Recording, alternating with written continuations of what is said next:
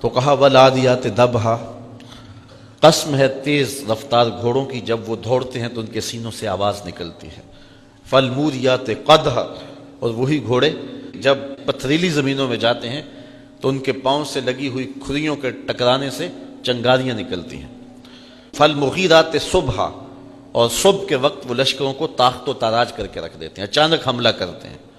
فَأَثَرْنَ بِهِ نَقْعًا، اور پھر گرد اڑتی ہے۔ فَوَسَطْنَ بِهِ جَمْعًا، اور وہ لشکروں کے اندر جو ہے وہ گھس جاتے ہیں اور لشکروں کو توڑ کے رکھ دیتے ہیں، ان کو تاخت و تاراج کر کے رکھ دیتے ہیں۔ یہ گھوڑوں کی 5 صفتیں بیان کرنے کے بعد جو جواب قسم ہے وہ کیا ہے؟ میں کہوں نا مجھے قسم ہے اللہ کی، مجھے قسم ہے جلالت والے رب کی، مجھے قسم ہے عرش کے مالک کی، تو آپ ایک دم الرٹ ہو جائیں گے کہ یہ قسموں پہ قسمیں کر رہا ہے تو کہنا کیا چاہتا ہے۔ تو قسم کے بعد جو بات کہی جائے اس کو جواب قسم کہتے ہیں۔ تو رب ہو کے قسمیں کر رہا ہے، اور قسمیں بھی گھوڑوں کی اداؤں کی۔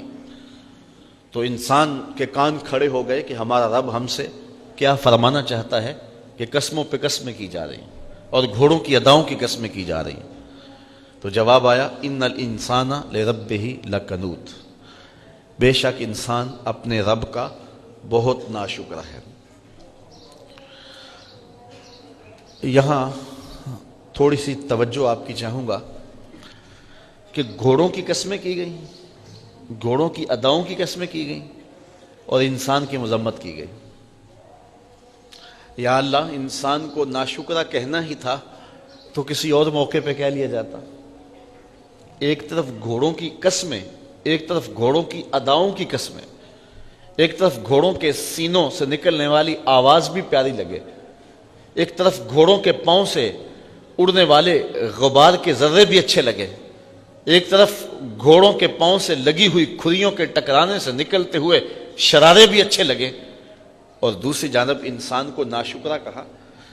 تو انسان کو ناشکرہ کہنا تھا تو کسی اور موقع پہ فرما دیا ہوتا، لیکن انسان کو ناشکرہ گھوڑے کی قسمیں کر کے کہا، تو کہا یہی تو بتلانا چاہتا ہوں، اگر میرے رسول سے نسبت رکھیں تو ذات کے گھوڑے بھی ہوں تو وہ بھی پیارے لگے، اور اگر نسبت نہ رکھیں تو انسانیت نہیں ہے، اور وہ انسان ہونے کے باوجود اولئک کل انعام بل ہم اضل، کہا وہ چوپائے ہیں، چوپایوں سے بھی بدتر ہیں۔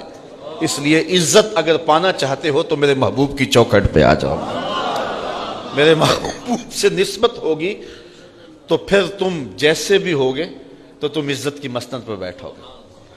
ابو لہب کو ابو لہب کیوں کہتے تھے؟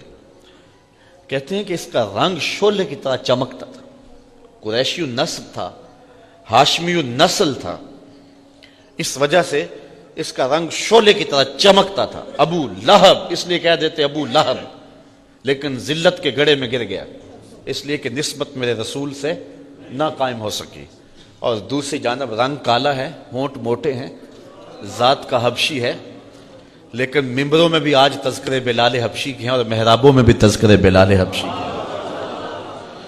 تو یہاں ذات نہیں دیکھی جاتی، یہاں دیکھا جاتا ہے میرے رسول سے نسبت کس کی ہے۔ اقبال یہ کس کے عشق کا فیض عام ہے، رومی فنا ہوا حبشی کو دوام ہے۔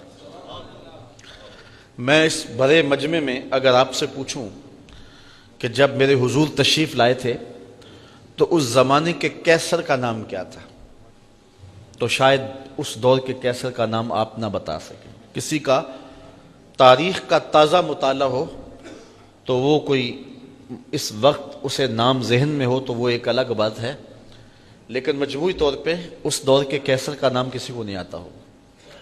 میں اگر پوچھوں کہ جب میرے حضور آئے تھے اس دور کے خاقان کا نام کیا تھا، اس دور کی طاقت تھی، لیکن آج اس دور کے خاقان کا نام کسی کو نہیں آتا ہوگا۔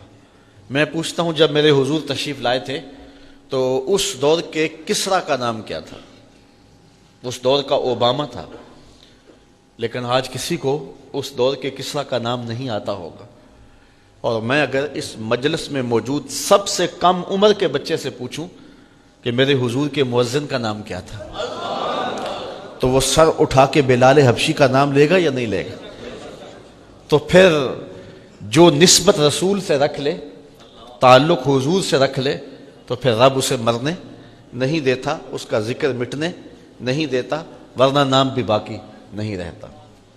तो इंसान को नाशुक्रा घोड़ों के वसफ बयान करने के बाद कहा गया कि अगर मेरे रसूल से निस्बत रखते हो तो ज़ात के घोड़े भी हों तो वो भी महबूब हैं, और अगर निस्बत ना रखता हो तो हाशमी नस्ब भी हो, कुरैशी नस्ब भी हो, और रंग अंगारे की तरह चमकता क्यों ना हो, मक्के का सरदार क्यों ना हो, अल्लाह उसे परे का की हैसियत नहीं देता, इसलिए कि उसकी निस्बत मेरे रसूल के साथ नहीं है।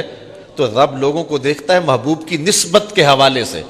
जिसकी निस्बत महबूब से जुड़ी है, जिसका ताल्लुक हुजूर से जुड़ा है, तो अल्लाह ताला उसको सर बुलंद कर देता है, चाहे वो ज़ात का घोड़ा ही क्यों ना हो, वो ज़ात का ऊंट ही क्यों ना हो, बल्कि नबी से निस्बत हो जाए तो ज़ात की चींटी ही क्यों ना हो, बल्कि नबी से निस्बत रखने वाले वलियों से निस्बत हो जाए, ज़ात का कुत्ता भी क्यों ना हो, तो रब को वो भी प्यारा लगता है। और उसकी अदाएं कुरान में अल्लाह बयान करता है। तो जो सब कुछ नबी पे वार देते हैं तो उनकी शान व अज़मत का आलम क्या होगा।